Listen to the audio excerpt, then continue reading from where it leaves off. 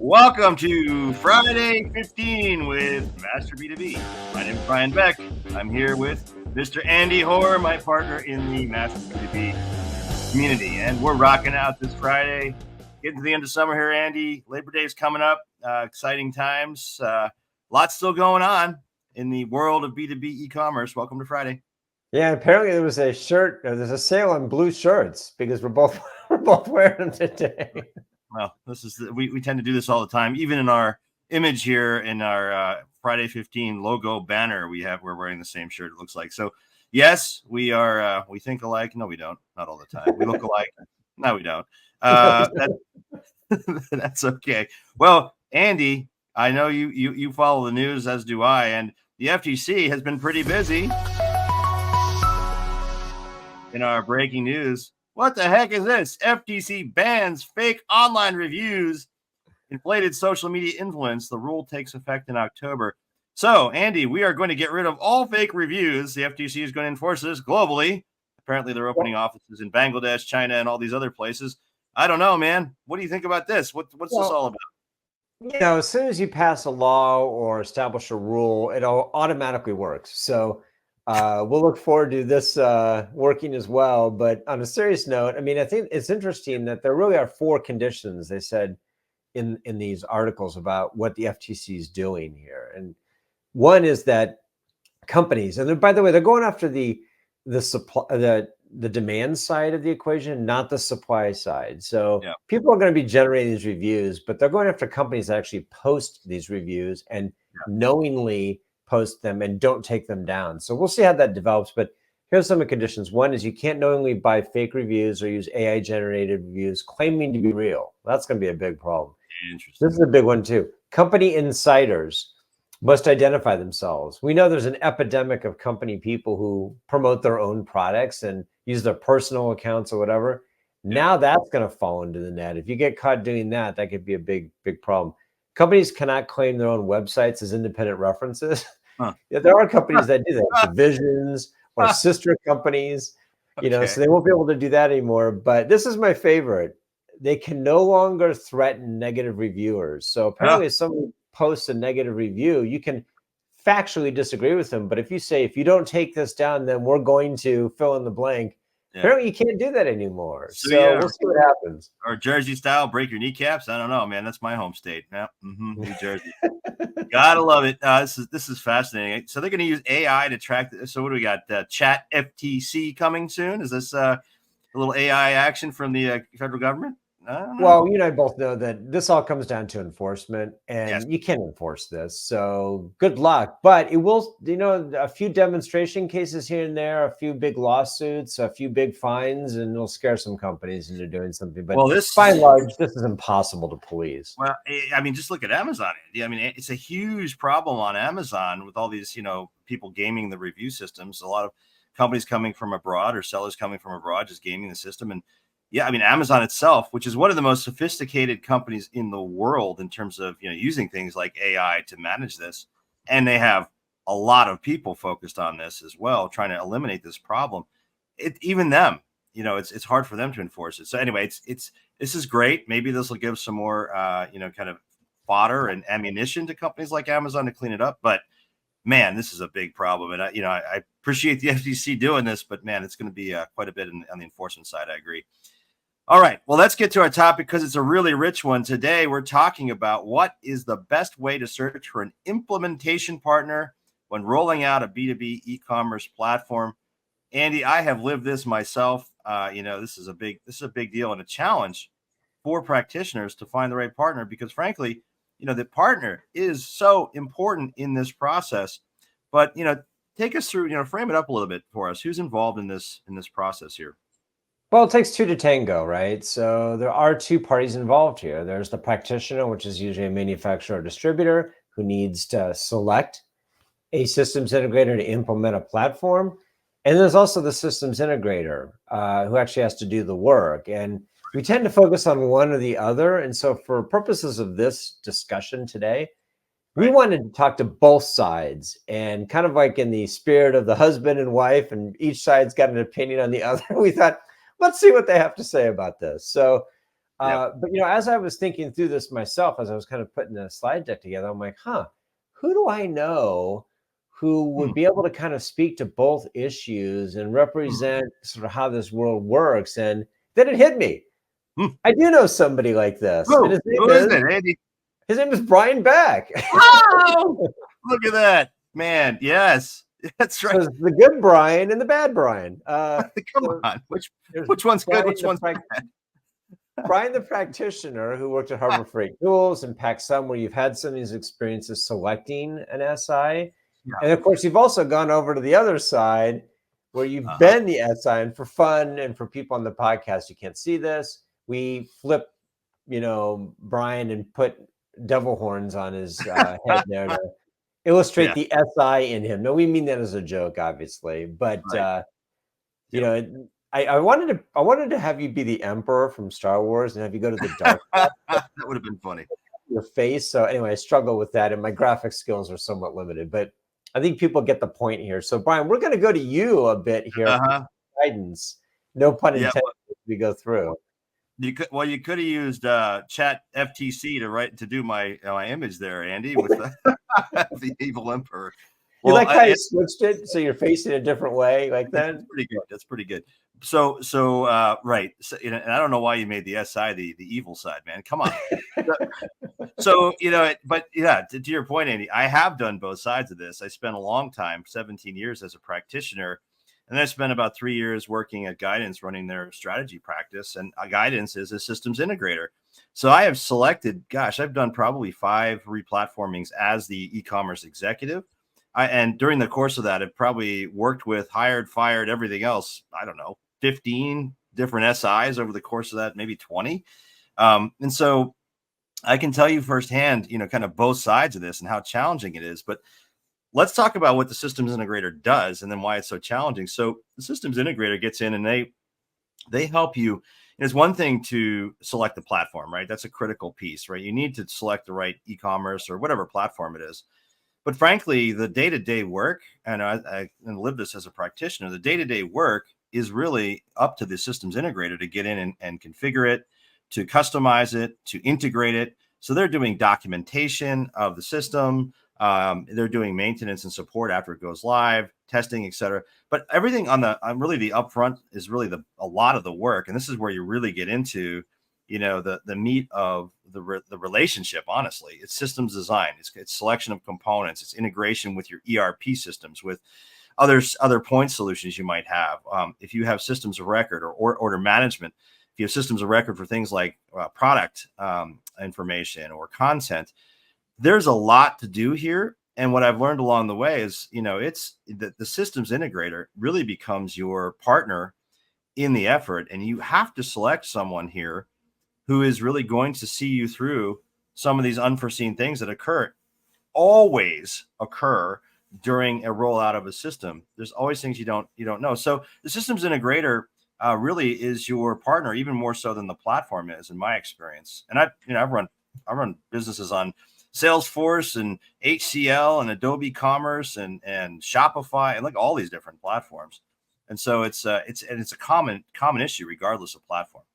Yeah, and I think this is the nuts and bolts, and the part that's not here actually, which is maybe the most important part, is the upfront part about the requirements gathering and understanding what the company is in need of. Because sometimes they say they need to do one thing, you get in and realize it's actually not that at all. We need to replace our PIM.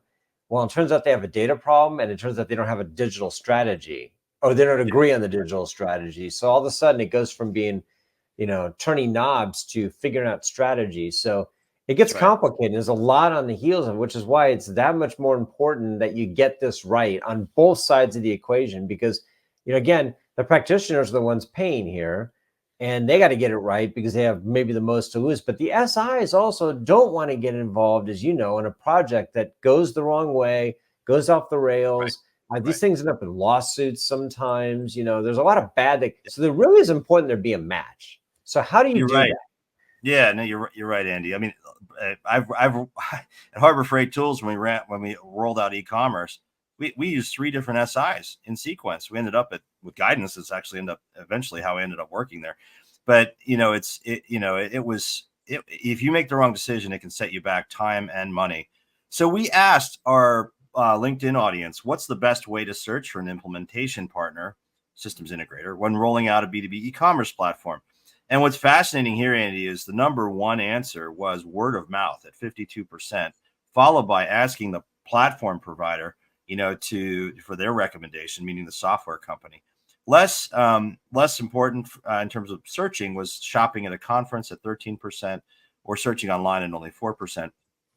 So, I think this, to me, and this speaks to the importance of the reputation the SI has in the market.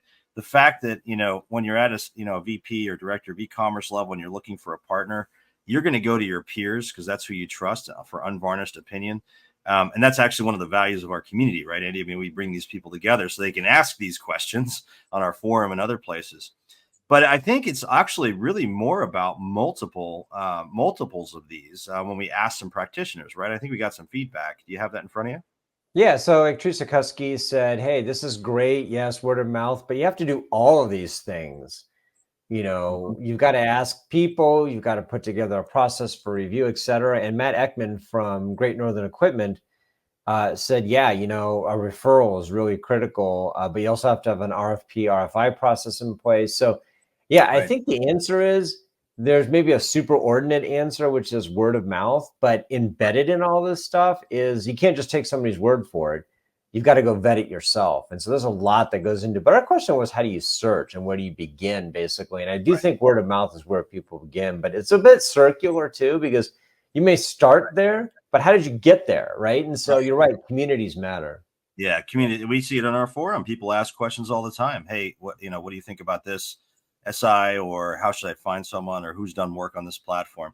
But we also wanted to get feedback from the systems integrators, Andy. So you talked to a couple folks here and got some interesting stories about, about implementations, about, how companies are selecting. What did they say? Well, so we put the word out to everybody and we heard back from these 4. I'm sure there were many others who would love to have gotten back to us, but, maybe next time. So, TechMates Group, American Eagle, Avatri, and Luminous Labs all had something to say about this. And so what we did was we distilled all of their thoughts into kind of a series of what we consider to be red flags from the systems integrators perspective, red flags from the practitioner's perspective, and then some best practices. So let's go through these quickly. So the red flags that we heard from the SIs were, and I've heard this many times myself, that, run, don't walk. If you're approached by a practitioner that has inadequate buy-in from senior management. I mean, we've seen this. We need to do this. Is anybody else on board with this? Sure. And then you get there and you find out the CEO doesn't even know this is happening, right? That's 1. 2, unclear project goals and definitions. So you get scope, budget, and timeline creep. Yeah, this is another one. The really savvy SIs have figured this one out. It's the first thing they do. They figure out why are we here, and then they figure out realistically what we can do. And because they got to scope it and budget it, right? Because there's nothing worse than coming back and being way off on those things. Yeah. 3, too many competing priorities. I've seen this myself with companies. They're like, they got 8 projects going on, and they're like, oh, let's add another one. Let's go ahead and implement an e-commerce. I know companies right now that are doing PIM implementations, ERP implementations, and e-commerce implementations, and the same team is doing all 3 of them. So that would be something an SI is like, hey, maybe we should wait on the e-commerce thing. 4th one, inadequate progress tracking. That goes on too, where it starts off with a bang, but then nobody's really in charge. They're not really monitoring things, and it goes off the rails. And then the big one is no planning for the after the fact, the training part, the organizational change part. So maybe say you implement the e-commerce platform, but then the sales reps' jobs are impacted, or the customer service is implemented. And it's like, ooh, forgot to put that in the plan. So SIs know that you got to watch out for those things and ask those questions up front. Yeah. Flipping to the next. Yeah, go ahead. Just a quick comment. As from an SI's perspective, one of the red flags I would always, when I was at Guidance, it was a lot of it was a timeline, right? People would have unrealistic timelines and not understanding what they needed to do from their side. To me, that was the biggest red flag from an SI's perspective in working with, companies looking to roll out e-com. But practitioners also, there's some significant red flags here that we heard. Yeah, I mean, ultimately, they're the ones who are paying for this. They're the ones who need to be, satisfied with the experience. And we saw 5. These are not exhaustive, but 5 that kind of bumped up here in the world we live in. One is that a lot of SIs have limited experience in the B2B space. They did B2C implementations and said, yeah, it's all the same. You just change the B to a C and C to a B. These are That red should be a flags warning. and these are red flags, Andy, that practitioners see with SIs, right? Their concerns. Yep. Okay, keep going. Yep. Uh-huh. Another one is that if an SI from a practitioner's perspective has kind of an inflexible working style where they're very rigid, that's not a good sign. Another one is failure to communicate clearly and regularly. This happens a lot where the SIs, again, starts off with a bang, but then when they get into the meat of the project, SI's got 6 or 7 other projects that those teams are working on too. And then unless they have a really strong project management component, they stop communicating. And when you stop communicating regularly and clearly, things really fall apart. Right. A big one that the practitioners pointed out was you just got to like these people. I mean, they have to gel with your team because they're an extension of your team. And so you wouldn't hire somebody you didn't like to work for Right. you. Why would you hire an SI you didn't like to work for you? And then this is a funny, interesting one that I heard from a couple of people is that it's a red flag when an SI is particularly defensive. When you Interesting. challenge what they're telling you, right? You ask questions like, well, why are we going in this path or why are we going on that path? And if they yank out hey, I've done this many times before, this is the first time you've ever done it, they may actually believe that. They may actually be true, but you can't approach a practitioner with that, with that Right. kind of Right. language. You have to say, hey, I understand your concern. Let me explain to you why. Yeah. No question. And this style, the culture fit, and is the most important thing. When I was a practitioner, I would always look for that because ultimately you're going to run into problems and challenges as you roll these out. This is highly, highly complex stuff. So, right. So what are some of the best practices? We came up with a bunch here in terms of selecting an SI. So this came from our conversations with everybody and our experience as well. Yeah, so we'll go through these quickly, but I think, one is talk to references, ask hard questions about technical expertise. You and I were joking ahead of time that we've heard the same version of this one story many times about how one company came in, claimed to have expertise in a certain area. They were kind of faking it till they made it. The practitioner didn't know about it. They did a bunch of workarounds, delayed it. And then when they had a third party review the code, turns out, whoops, presto whammo, it wasn't actually, they didn't know what they were doing. They didn't write in this code, this particular language, and they mucked it all up. And then somebody had to come in and fix it, right? Yep. Another one is the culture side. I know a client right now that, they had misgivings about the SI they were hiring, but they went with it. And they didn't trust their gut, and they don't like each other, and so they're too involved in the project at this point that they can't get out of it. But essentially where they are right now is stalemate. They don't like them, they don't hate them, they're just somewhere in the middle. It's like, you can do better than that, right? So ask the tough questions. This is one you and I have talked about before. Get to know your team at the SI well. Who cares about the SI? I don't care that it's Accenture, Deloitte, you name it, right? I care about the team I'm working with. Right. So those guys could be great or bad or vice versa. What matters is the team you get. And so make sure you get that team before you sign any contracts, right? Yeah, and check this out, Nick. Thanks for your comment, Nick Ostergaard from Toyota. Practitioner needs to own it all. The SI will cycle out people and eventually leave. The practitioner needs to build strong relationships and treat the SI as part of the team, but can't outsource ownership to the SI. Nick, thanks for that comment. It goes right to that point, Andy, about getting to know your SI team well. They become a part of your team. So that culture thing is the most important. But go ahead. Let's keep going through these.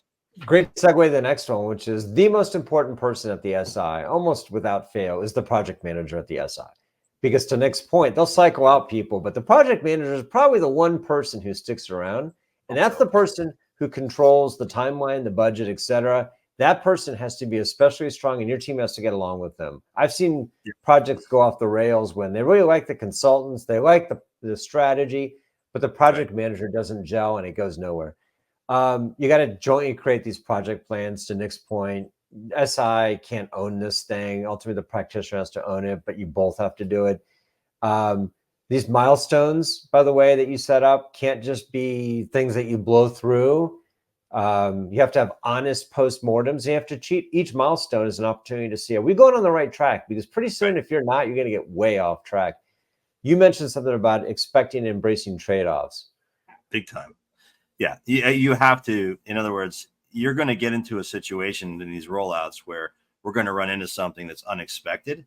And when we run into that, what do we do about it? This is why the relationship and culture match is so important, because you may have to, as a practitioner, you may have to trade some functionality out to meet timelines or to meet budgets.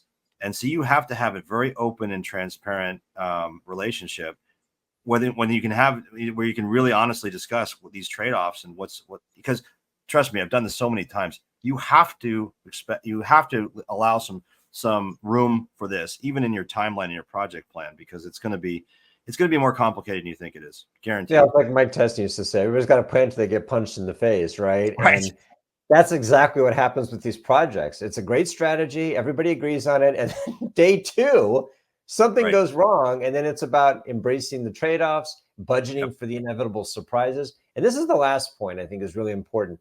You should really want your SI to be proactive.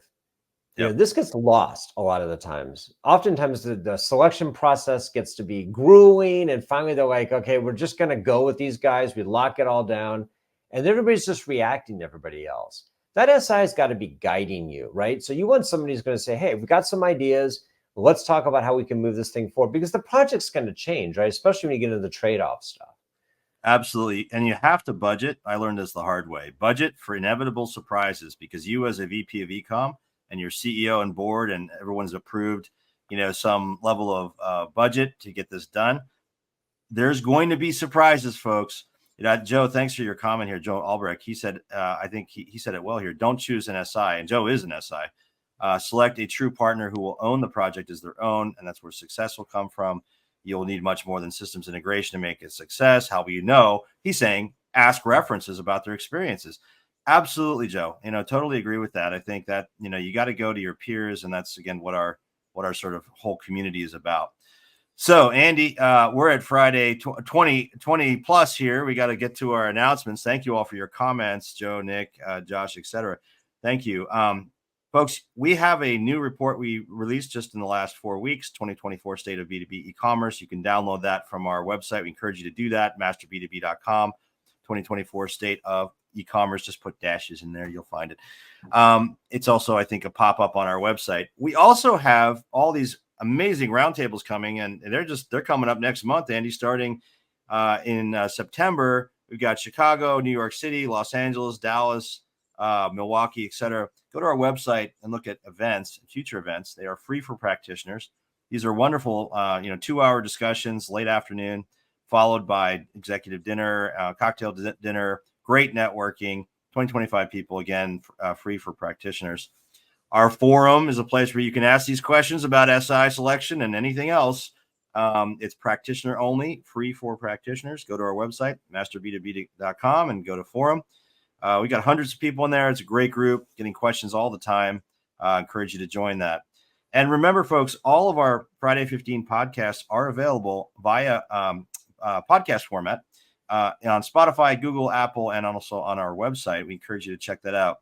Andy, a little bit longer today, but again, I think a meaty topic. So we'll try to do 15 minutes next time we do this. But we say that every week. We say it every week, and we joke about it every week. But folks, thanks for listening. Any final words for our listeners today, Andy? Hard to believe the summer's almost over, but that means the fall's coming, which is not bad. No, it's a great time of year. All right, folks, we'll see you soon on another Friday 15 episode. Thanks for joining today.